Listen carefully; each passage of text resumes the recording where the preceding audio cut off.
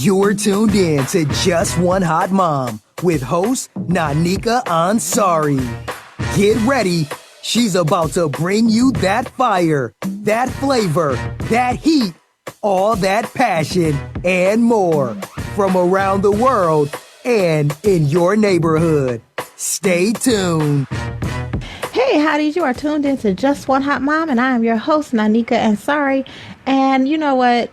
It's fall, winter in Cleveland, Ohio right now. I'm not sure what type of weather we're having. I don't know if we're going with cute booties or Timbs lately, but you know what? We're going to let it do what it do, and we're just going to keep it pushing. I am extremely excited. Y'all know when I have somebody in the studio that I have a lot of questions for, I get really, really super excited. And I'm just sitting here talking to Mr. Purnell because I'm like, I got questions, but I'm trying to wait until we actually get on air. So if you guys don't know who this is the legend, the man himself, Mr. Larese Purnell. He is the man, the myth, the legend behind the real Black Friday in Cleveland, Ohio. Hey. What's going on, Anika?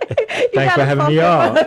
Let's go. I'm ready to go. This. I know you got. I'm just looking at all these questions over here. I'm getting kind of nervous. I never get nervous. I'm nervous today. Don't be nervous. Don't be nervous. No, because I really need for people to understand. Yes. You know, I feel like we're about to step into 2019. Absolutely. And people keep talking about I want to secure the bag. I want to have this. I want to work for myself, but don't really understand what that means. Like you securing a bag is nothing. You know what I'm saying? We secure several bags, and then what do you do with those bags? So I want to bring you on to talk to us about the purpose of wealth. Yeah. I've been watching you. I'm sure the entire city of Cleveland has been watching you and beyond. Yes. We've been watching you build businesses in our community and give back in our community. And so I want people to understand the difference, what it takes to build wealth and to continue to build wealth and not be worried or stressed about it. Oh my goodness. you said so much. That was a loaded statement. But a lot of, we could definitely unpack that for sure. The key word I think today that, I'm going to stay with is legacy. Okay. Because you keep seeing that hashtag, you see the picture of the bags on social media. But when you talk about that is what I let me back up a little and say I get tired of hearing people right in November and December in our community trying to get ready for the next year. Then we start talking about those New Year's resolutions where, everybody, how those go. You get a gym membership in January on the 1st. New me. New year, new us, new me, new, whatever. I got this. Yeah, I got this. But, by January 7th, you don't ever go back to the gym again. And you still getting the ACH in July that you forgot all about. But the same thing with your finances. We shouldn't have to wait till every year to hit the reset button, when it comes to your money. But if we're creating legacies, that's something that you're making a lifestyle. It's almost like eating right. It's not something you can do for a few months and then expect certain changes. It's the same thing with your money. You have to make sure that you create strategies that will give you long-term growth.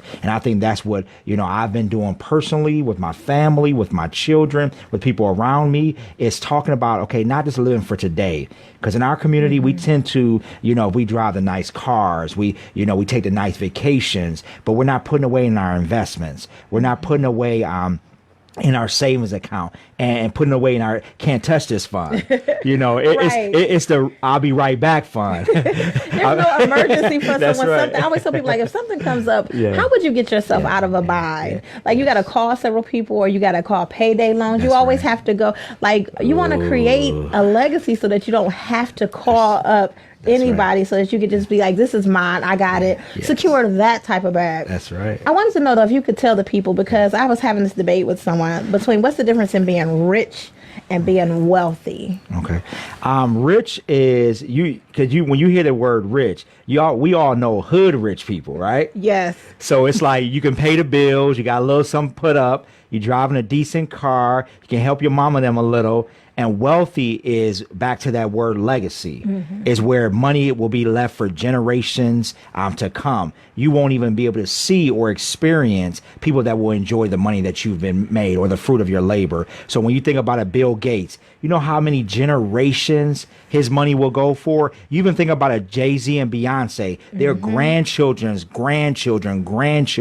would deal and be able to, if they manage it right, they'll be able to enjoy that wealth. Rich I feel like it's for the moment. Yeah, it's for the absolutely. Right, it's in and the moment. wealth again is for generations to come. So absolutely, I agree with that. So what are we missing in our community? Why are we not able to create wealth in our community? Look, he is on fire, y'all. Why are we not able to create and sustain wealth in our own communities? It's education, and I had the opportunity for probably the last 4 or 5 years to travel to many cities around this country, and I really, I got excited about doing that because I really wanted to see the problem was just in Cleveland. I always thought poverty only existed in our city, but really it doesn't change. It doesn't matter the zip code I was in. We're all dealing with the same thing. One is, ain't nobody got no money, in the family, ain't nobody talking about money. The education that it doesn't exist in most of our schools, and our families aren't just having those in-depth conversations. So it's a lack of education that really, I think, is holding us back.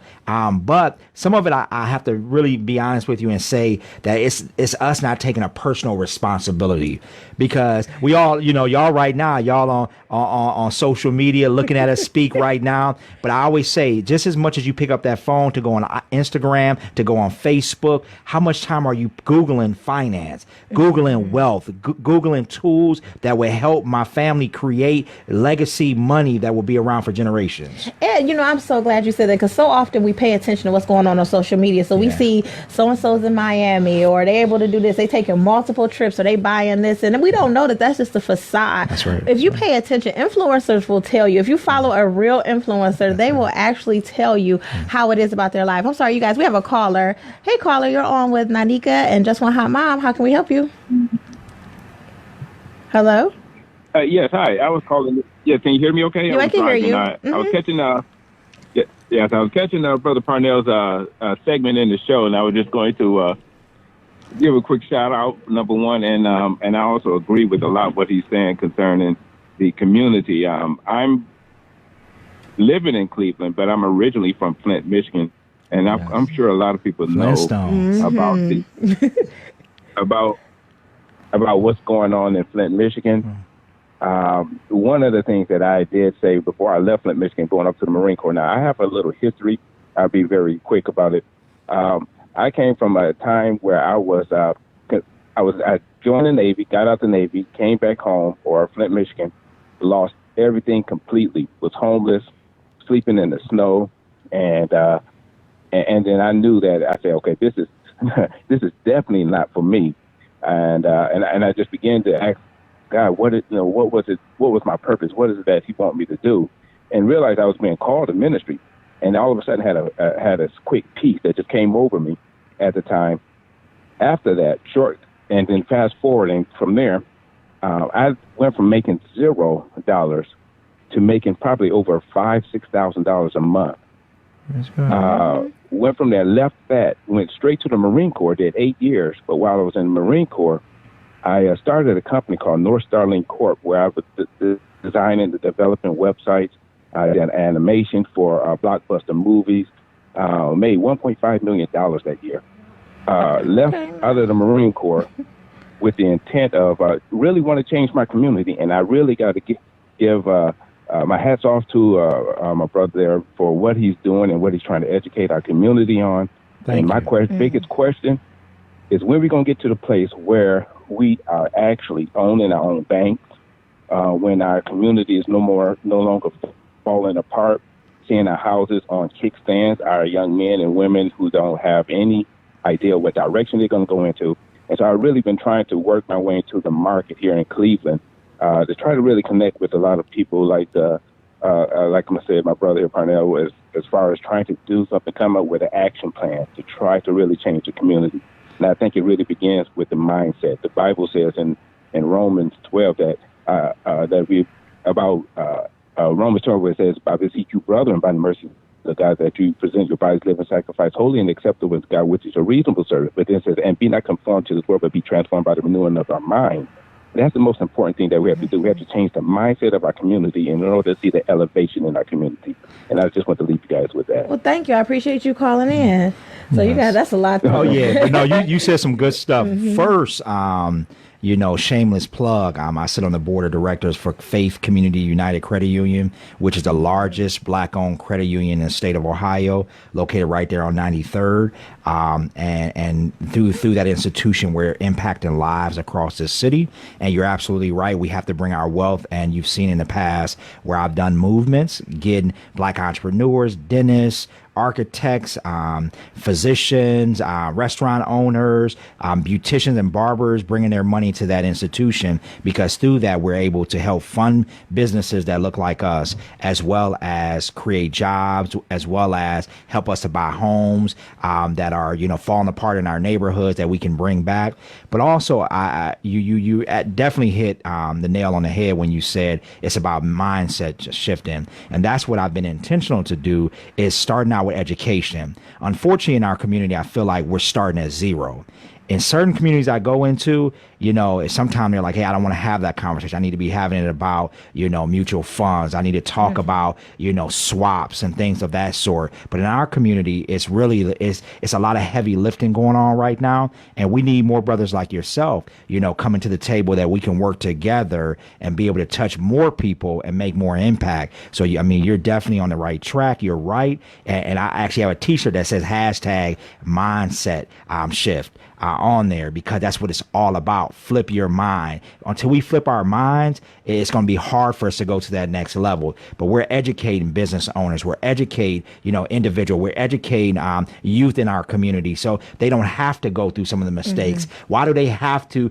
Sometimes they say, well, life is your best teacher. Some things they don't have to learn. Some things you don't have to you learn. don't have to learn the hard your way. So because we've done it for you already. That's right. But why do you think, though, people don't value education? I find this a lot in our community, that it's like, no, I'm not going to spend money to learn this, but it's like, you have to figure it out. Like, you don't know everything. That's and there's not everybody in your community knows everything. You can go outside the community and bring that back into the community. Why don't we value education? You know what? It's like everything else. The churches are dealing with it. Television is dealing with it. Social media is like this double-edged sword. It really makes people think that, it can be a distraction to people, I'll say. And because they're distracted about people on vacations, people possess, sometimes then we don't spend the time on the things that are more important, which is education. So even for me, when I teach, like, I got to have a DJ to teach finances. Like, I have to do things out the box to get people to see that this is relevant, it's important, it's fun. So unfortunately, again, it's that mindset shift that we have to work on, that flip your mind, and it's going to take time, and it's difficult. It's challenging. It's hard at times because I'm like, man, they don't understand how important this is. Why are we not putting the time into this? Because they don't understand the impact. So it's all about education, man, and we just got to make it fun and relevant. And see, I think that's what people, like you said, people are missing that part. Because I've worked at the university I worked at for like 20 years. Yes. And I've told people, like, I started working there so I could go to school for free. Yes. I'm like, there are ways and workarounds if you want to really do something. But I feel like people think, they see you do it and they think it's easy. Oh, my Like, goodness. We see, Mr. Purnell is out here and he's just talking stuff to us, or he's donating the here and there. They think it's really easy. No. Can you explain to some of us who are trying to teach our children to leave that legacy that is not easy? Can you explain to those kids why it's not easy? It just looks that way. It is, one, you have to fight not to be average. And that's something I teach my own children. I can't go out and teach the community and don't start at home first. Is that, I don't allow them to be mediocre and to be average. We don't speak that word. So we have to, again, it starts in your mind. We have to push our kids and tell them they can be great, they can be awesome, they can be anything they want, that anything is attainable if you're willing to put the work. People see, your glory, but they don't know your story. And they look and they're like, man, he's moving, he's doing this, but they don't realize when they're asleep, I'm putting 15 and 17 hours a day, sometime in 6-7 days a week, to develop what I'm trying to develop for me and my family and for this community. So it's not easy. I definitely won't sit here and say that. So if you're willing to work hard and you're willing to go after it, I'm telling you, I heard mentors say that. I heard speakers say that when they would come in and speak to my school, to my college. And it's very simple, but people don't follow it. If you're willing to work hard, I'm saying it again, you can do whatever you want. And no is not, you can't stop at no. You know, you got to keep knocking on doors until it becomes yes. So just don't give up and keep fighting for what you want. I'm so glad you said that, because I think some people think like, oh, well, I'm just going to work for this time period, that I'm going to go have a good time and I'm going to enjoy it. And you have to realize that the fruits of your labor you have to put to the side. Absolutely. You can't automatically spend what you earn. But we live in a society where it's like microwave, like, dang, as soon as I get it, I'm going to spend it. Oh, we get a degree. We get a degree and we think that we're entitled, that we should drive a certain car because we have a 4-year degree. We should live in a certain neighborhood. We should do certain things. We should be able to travel the world. I had a mentor tell me, this guy was worth $120 million. And he told me, he said, hey, you cannot have it all, Larese. I remember he used to drive a Sable. And I'm like, this dude is a multi-millionaire. But he said, I invest in my house. I can't have the fancy cars, the fancy clothes, the fancy house, and travel the world. I have to pick what I value and prioritize. And when he told me that, it changed my life. And I realized I've been in business 2 years at CLE. And do you know, this entire year, last year I was all over the country, but I said to grow this business, I'm going to have to be focused. I did not travel but 2 times the entire year. And I work hard. I have a lot of clients. I'm blessed. But it's all on what you want and how hard you're willing to work. So don't get caught up in that social media. Like, I'm not trying to say I'm in Miami, but now my clients all leaving me. You know, I don't have any clients that's right. I'm glad you mentioned that value, because we always talk about, like, my sister and I, when we talk about business, we talk about the top 3 things that we value. Because what you value, you're going to invest your time in, you're going to invest your treasures into. And so when you value something, you tend to treat it with care. That's right. And so I wanted to ask you, though, like, because we talk about the city of Cleveland and you visiting outside the city of Cleveland, I hear a lot of people, especially influencers, since we live in the age of influencers, that are taking their talents elsewhere. Like, no, Cleveland's not where it's at. It's crabs in a barrel mentality in Cleveland. But you're saying we can find that anywhere. Why are people electing to take those talents instead of investing them in the city that raised them and take them elsewhere and nurture them? Yeah, we talk about, when we were in Toronto, we talked about the brain drain. And that Cleveland is really dealing with right now. A lot of our talent is leaving. And one, because the environment in Cleveland, we're here to be honest tonight. Be honest, rip the Band-Aid off. Yeah, let's go ahead. It is a challenge at times. I get a lot of no's. I get a lot of people that don't support. I get more to support. So I would thank everybody who does support. So it becomes a challenge when you go to a city, and I won't get the name because I don't want you to move there. But a few of these cities around the country where, things just come at ease. People are willing to work with you. People want to make things happen. They want to collaborate. Then you come back to Cleveland and it's like, we don't want to see each other be successful or go to a certain level. But I guess for me it's, you have to be the change agent. It's what are you willing, again, that goes back to hard work. The easy thing is for me to jump on a plane and go someplace and start a company and be very super successful, or either I'm willing to put the work in to see Cleveland go in the direction it needs to go. And I've chosen to do the latter, is to stay here and like they say, you bring your talents and keep your talents in Cleveland. And for me, I think if we get like-minded people, we actually work together and we set a circle where everybody wins, we will see things manifest. We will see things change in our community. But if we talk negative, it's like you talking negative about your job. At some point, it's going to get stuck in your head that you hate your job. And you're going to keep on that cycle. It's going to keep that cycle. So everybody's going to talk bad about it. Everybody around you is going to feel your energy. But if you talk great about your city, you show how much you love your city, people will jump on board. And that's what I do. Everywhere I go, I don't leave Cleveland unless I have Cleveland gear on. When I'm on a plane, people are like, they always going to ask me, either they laugh about us or they talk well about us. They're going to say something about us, though. So when I'm on that plane, I always represent our city. I tell them how great our city is. And I think that's what we have to do more of. So I want to ask you, what makes you so passionate about Cleveland?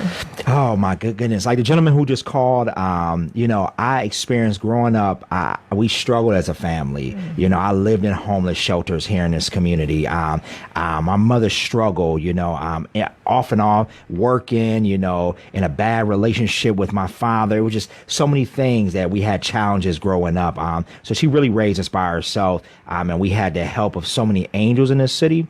So when I look back at growing up, when we were here, all the struggles, I think about all the organizations that helped us, all the entrepreneurs that owned businesses back then that would help me and pull me off the streets. So for me, I felt like as a Christian and even as a person that I have a responsibility to give back to our community, because so many people, helped to change my life. And if those people wouldn't have stepped in, and I call them my angels, I don't know where I would be today. Because a lot of my friends, some of them didn't make it. Some of them were in jail, did a lot of time in jail. A lot of them don't have educations. So I always ask myself, why me, God? So because of that, I told him, you can trust me, that whatever you bless me with, I'm going to make sure a portion of that goes back to this community. And for me, that means Cleveland.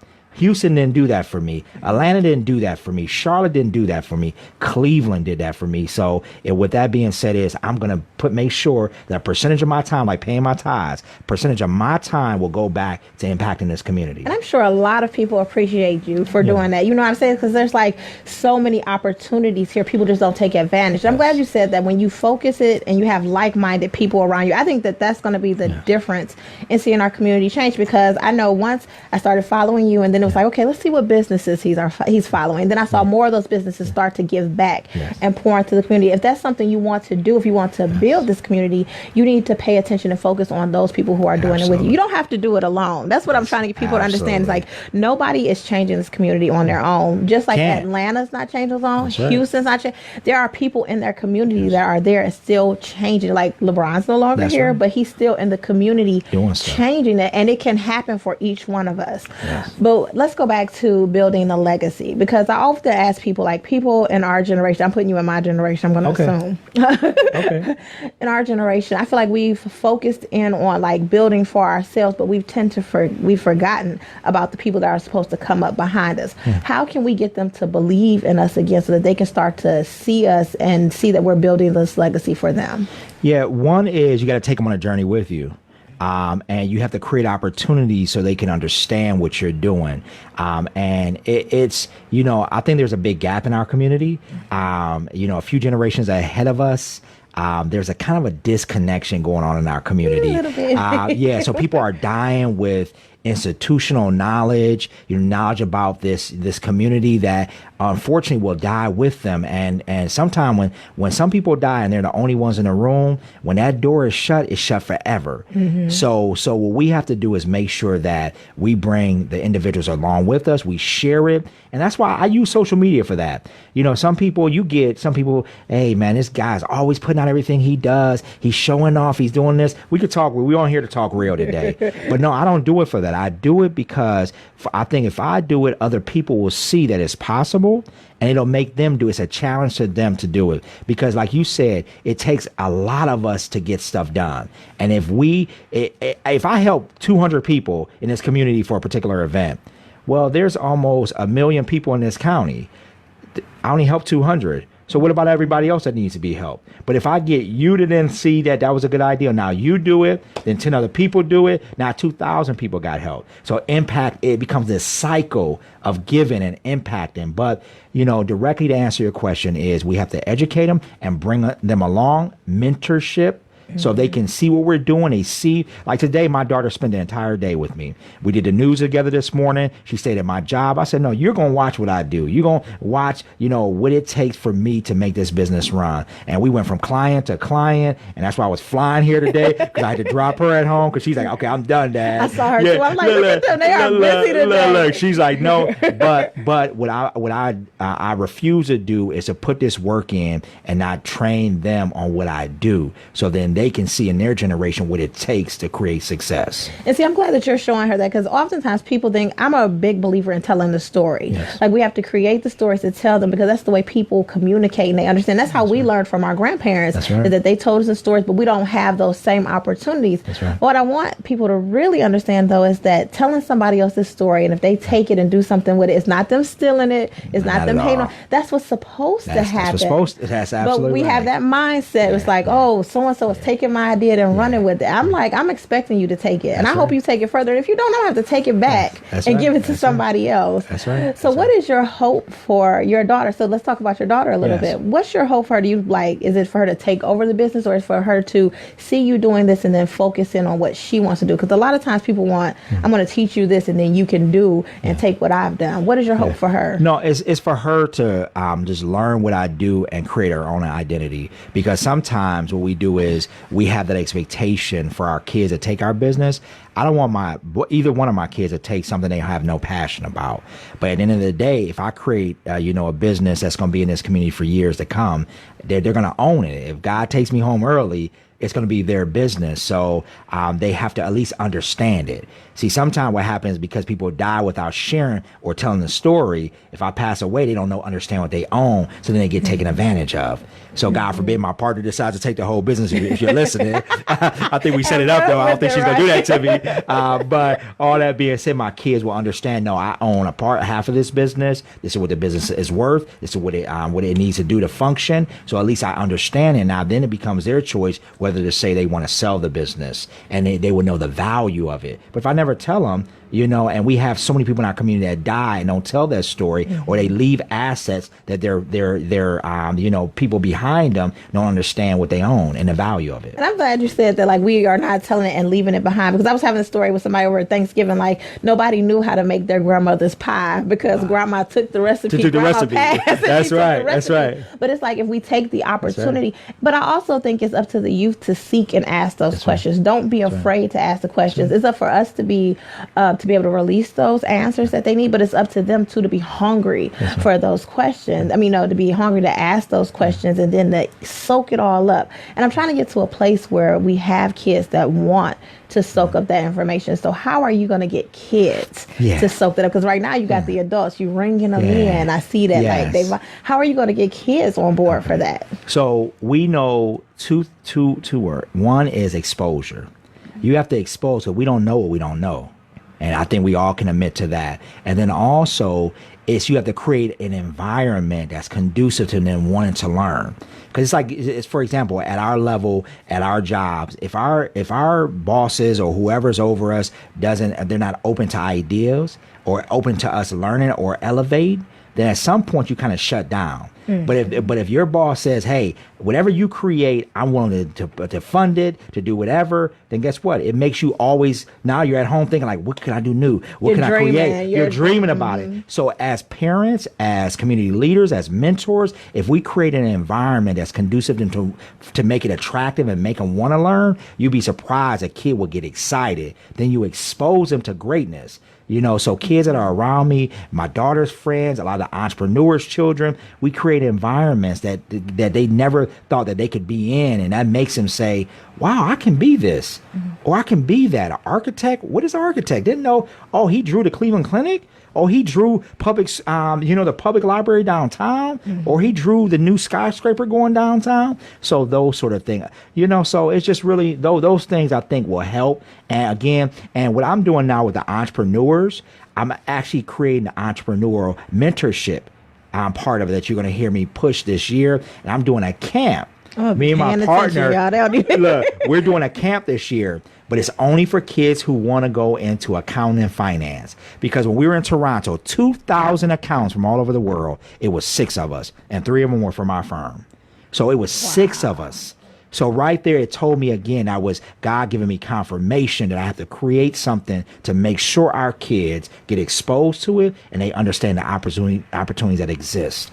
So we're going to do a camp, have them come out for a week with us. We're going to be on campgrounds. We're going to be canoeing, then talking about account. We're going to be doing archery, then talking about account. We're going to have food trucks. We're going to have colleges there. So it's going to be game changing, but it's going to change minds and expose them. I'm so glad he said that. My background is in accounting. Okay. And people think it's so boring. I'm like, it's not boring. Get excited about it. It's about finance, and you can do so much with it. And you can go into so many different fields with accounting that people don't understand. I'm so excited, y'all, because I'm like, finally, like people are like, you're just a numbers geek. Yeah. But it's so much more than that. That's right. And so you're creating these camps, you're creating these spaces for people to help you leave the legacy. How can we join you? Yes. Of course, whenever I put it out and people in this community know, I do nothing by myself. When you look at events that I do in this community, I have 10 or 15 faces on it at all times, because it's not about me. It's about us coming together, staying together, because it becomes bigger the more people you can get involved, because there's more minds at the table. It's more resources. It's more time. It's more impact. It's more exposure. And the list goes on and on. So as you see me put it out there, I always do a call. Anybody want to be involved? Hey, hit us up. We'd love to have you be there. The only thing I say, if you get involved with me, understand that people who are directly involved know if I say I'm going to do it, it's going to get done, especially when I put it out to the community. By all means necessary. I don't put nothing out and you see me backpedal, because I think that's an integrity thing. People need to see you lead and actually accomplish and do what you say you're going to do. So I take that very seriously. So when you see it, jump on. And as long as you're willing to put the work in, we're going to get it done. I'm going to camp, y'all. Hey, let's do it. Let's do it. Hey, hotties, we're going to take a short break. When we come back, we're going to continue to talk about legacy, the purpose of a legacy. Stay tuned. We'll be right back. Hey, hotties, I'm sorry. We just took that break and we had great conversation going. Y'all missed part of that. But we're back on. I'm with Larese Purnell, and we're talking about the purpose of legacy, the purpose of wealth. And so we had some great conversation going on. I didn't even get to shock him with this question. I was about to shock him, and then we had to come back. In our community, though, we've seen some cities downfall. And I'm just going to say, like East Cleveland, we've seen that go from one of the best communities, like, the Rockefeller era over there. We've seen it go, and then we've seen it, now it's destructive. People don't want to go over there. People don't want to invest in it. How can people go from not wanting to invest in it into believing in that part of the city again and building wealth and legacy there again? It takes, again, it goes back to the education and making sure that our business can scale. One of the issues is, a lot of our businesses, on average, they open and within the first year they're closed. And in our community, when businesses fail, they not only lose the business, they lose all their personal finances. They usually go bankrupt personally as well, because they put everything they have into it. So I think it goes back to that education piece. If we educate and create this army of business owners that are strong, they got their financials in order, they have their taxes in order, they have some money put away, then what we can do is go back into communities like East Cleveland, because we have the finances to help sustain it. You got Joe Beans that's right there. He's there. I go grab some coffee from him as I'm going through East Cleveland. I try to go through there at least once a month, and support him. A couple other businesses that I'm close to as well. It's a couple car washes in the area I try to go support. So we have businesses there, but we need more. But it takes finances. So until we prioritize and really have, sustainability and have real financial structures, it's going to be hard to change any part of the community. It doesn't matter how we could say it's dilapidated or it's just in a bad shape. It doesn't matter. Even to go to, more affluent areas that, are just thriving now. If we don't have that stuff in order, we're not going to be able to compete and stay around. So how can we I'm glad you mentioned that word support, because so often people as a small business owner, support me. Yes. How can people really support small businesses when sometimes it's cheaper to go to a bigger chain? So you're trying to save your coins, but you do want to support. How can small businesses offer that opportunity to support, and how can people support? So it's a two-part question. Yeah. I think that, of course, if we support them more, then it's like anything, is economy of scales. If they can buy more product, then of course, then they can lower their price. But when they're only selling 2 of those dresses, the margin then is a lot thinner than it would be if they're selling 20 dresses on that size. So the more we support them, the more they can be competitive. And you have to understand what they're competing against. They're competing against the big box stores that can spend millions of dollars on marketing. So that's hard to compete against for anybody, but we have to be more supportive. And then if you're in the hair industry, if you're a restaurant, and it's 10 of you that know each other, you hang out together, you go party together, well, take some of that time and sit down and say, how do we buy our meat together? We all buying wings. So instead of you buying 1,000 wings and you buying 1,000 wings, together we buying 10,000 wings. You go back, to the supplier and say, hey, we're coming together to buy 10,000 wings. So instead of us paying 80 cents, we're paying 30 cents a wing. So now our margins are better. So then we can be more competitive, because our prices are competitive at that point. So again, supporting each other and really being intentional, because there's enough money for everybody. If you look at your clients that you got coming through, we'll just use a restaurant because I'll just say that. If you had 1,000 people coming through there, again, there's close to 1 million people living in Cuyahoga County. So I'm not going to see all 1 million people. So me helping you is not going to affect how we eat and how we make a living and how we can create jobs. So we should support each other and be more open to that process. I'm so glad you said it, because every time I talk to people, I'm like, whatever is meant for you is going to be meant for you. It won't even fit me right. It's going to be meant for you. So there is enough room for all of us to grow. It's just a matter of changing your mindset and deciding to grow with other people. I like that getting together with people, though, and going back and negotiating with these bigger companies to get fair pricing. Because if it's not, if they only negotiate with you half time and me, we don't know what the pricing is. We both could be getting cheated. Other communities do it every day, and they stand on that. If you want to deal with somebody in their community, you're going to deal with all of them together. And if one of them take off, all of them taking off. So if we stand like that, it's going to be a hard change, but it can be a change, So I definitely think that's something we, need to consider as we move forward. So the real Black Friday, let's talk about that. That's your baby. That's my baby, man. Oh man! I see his eyes, like a little twinkle in his eyes. What I mentioned, that was a huge success, not only for you but for the city of Cleveland. Like, it was super dope. Why did you feel the need for that event to take place in the city? Oh my goodness! It's so funny when people say it. That's how you know when God gave you something, because you see it clearly. I still remember the day I got the vision. I came from Detroit speaking, and I just got tired of hearing businesses close their doors because of lack of foundation, lack of education. And I woke up in the morning. I'll never forget. It was on a Sunday. I drove back in that Monday morning. I'll never forget calling my wife at that time. I stood up, and if she's listening, she'll remember that. I was standing on top of the chair in my bedroom, and I'm like, I got an idea. If I'm crazy, I'm going back to sleep because I am tired. But God woke me up, and I know this is an idea, and tell me I'm crazy. And when I told her, she said, no, you're not crazy. She's like, you got something there. And from there... Go ahead. Yeah. Okay. From there, I knew that, it was time to focus on helping our businesses, because when I would be out in the community, people would come and they would always ask me, well, Larese, my business is struggling. Larese, I don't know how to price items. Larese, I want to buy a building. Larese, this, that, about their businesses. So I needed a platform. Then the other thing I realized is they couldn't compete from a marketing perspective. Mm-hmm. So we need to create something that would make people know that our business existed, and then something that would challenge people to work together. So you guys have seen, I put billboards around the city with people you would never see in the same room together. Some hairstylists, some workout people. We could keep going and going and going and going. They would never be seen together. But the challenge was not only for you to know the business, support the business, but it was to show that if we collaborate together, it will be power in numbers and support. And see, that's so super dope. When I saw, I was like, oh, so-and-so's down there. I was like, let me get down there. Let me be down there. So it was a super major dope event. I was like, so glad to see it in my city, to be able to support you. Yes. When that whole event was over with and you're like walking away and you're like, the section is closed down, what was the thing you wanted people to walk away with? I want people to want to walk away and say, man, we are a powerful community when we come together.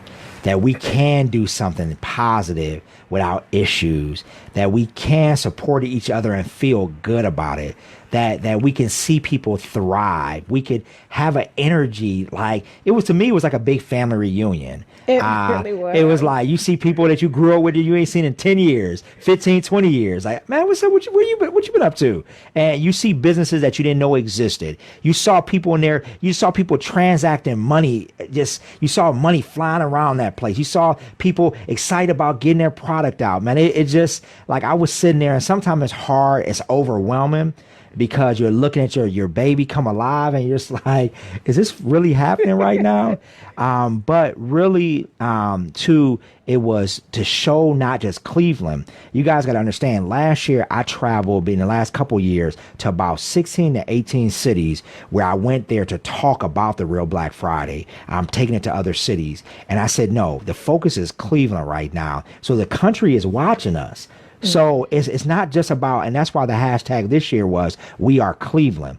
because it was putting Cleveland on the map. I mean, we had people from LA watching us. We had people from Pittsburgh, people from Atlanta, people from New Jersey, and we had people from all over the country. I didn't even know. I stayed in Renaissance because it was at the public square. I stayed there to get ready for the next morning because I always, before I do any event, I come out like about 3 or 4 in the morning and I pray and say, God, hey, just bless the grounds that we're going to be on this morning. Make sure that everything goes well. Make sure the businesses are blessed. Make sure whatever who's supposed to get what they get it. And I'll tell you, I went down in the hallway and talked to the guy at the front desk, and he's like, man, we got all these people. We're packed tonight. Got these people they're from everywhere. For some real black, he didn't know who I was. He was like, some real Black Friday. They keep talking about the real Black Friday. So I just wanted to see if I thought he was going to dog it. So I said, let me just listen to him. And then he said, no, he said, like, they're like, I said, so where they from, man? That's like, tell me where they from. He's like, oh man, they're from Pittsburgh. They're from Cincinnati. They're from Columbus. They're from Detroit. And I said, wow, this thing has become bigger than our city. And we've just created an atmosphere of collaboration and great energy. So, man, I'll just say, I mean, it was amazing, and God continues to blow my mind with it. And again, it was more about what I could do to see other people thrive.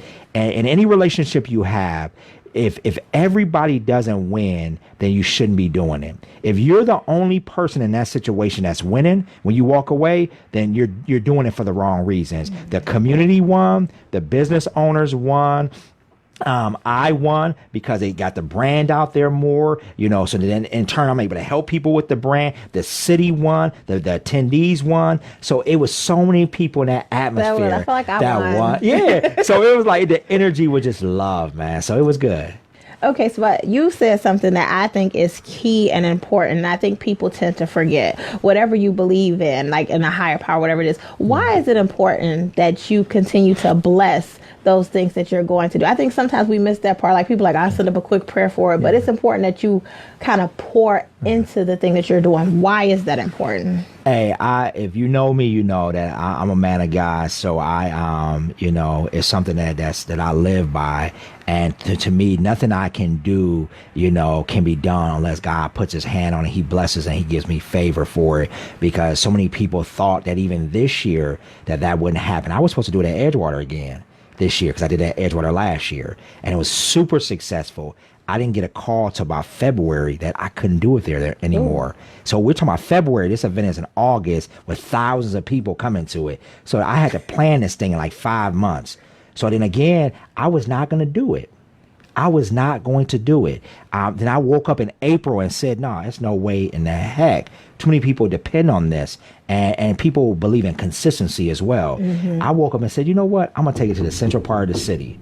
And to me, because of God, and I think his blessings and the favor he's given me, I was able to pick up the phone and say, hey, I want it in public square. And that's a heck of a thing. They're like, dude, you can't do something in public square. Like, you gotta get that's a year notice.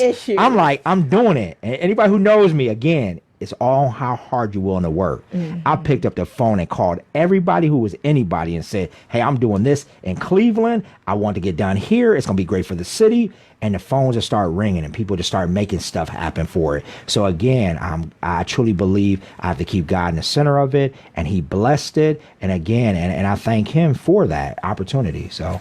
And I think people just miss that point sometimes, is that you have to, your faith can be a part of your business. And sometimes faith is the business plan. Oh, for sure. It's the main focus of your business plan. And if you don't, that's something you value, is your faith. So why call it the real Black Friday? I should have asked that from the beginning, but he got so wrapped up. Oh, yeah. Let's go. Why call it the real Black Friday? The real Black Friday, because it goes back to marketing. I came up, it's so funny, I started looking up a name for it. And I said, well, it's Black Friday. And most retailers put millions of dollars into Black Friday. That was really smart. So I said, you know what? I'm going to play off of that because I don't have millions of dollars to put into marketing. So therefore, when you look at the hashtag, now people naturally, they're going to hashtag Black Friday anyway. So all they got to do is add real to it, and we cooking with grease. So all that being said, that's how I came up with it, through research and thinking very strategically on what would work. It was around retail and everything. So that was really smart, because most people don't think I have to buy these words. And I was like, if you understand anything about Google AdSense, That's quick right. lesson here. Those words could mean nothing. Like, you have to spend big money in order to get the big words to make a difference. That's so that was just a little note. I work for the marketing team. I know that from the marketing team. So here we go. What are you working on next? So you mentioned the camp. I know we're going to do the Real Black Friday again. I can see it in your eye. Like, it's something bigger now. Like, okay, I'm going to need a parking area. Oh, you got it. But what other projects are you working on in the city that people can support, or that they can come to you and say, hey, I want to be a part of this? So, of course, next Saturday, we rented Dave and Buster's out from 11 to 3 o'clock. And we will be taking, I rented 6 charter buses, and I'm going to take them to 2 different shelters, and a couple buses are going to Ward 7, and we're going to take families in need, families from homeless shelters. We're going to bus them and show them that we can treat them with excellence from the beginning to the end of this experience. So we'll take them and their families there. We'll have, food there for them, all they can eat, all they can play games, music, taking pictures with Maya Crump from the Cavs will be Santa Claus. We're just going to show them a good time there. So I'm asking entrepreneurs to support that. Come out, donate a toy this weekend. We'll be taking toys at Black Box Fix as well as at our Roomers all weekend. They'll be collecting it as well for us. So we're just going to be a blessing. So that's the next thing we have coming.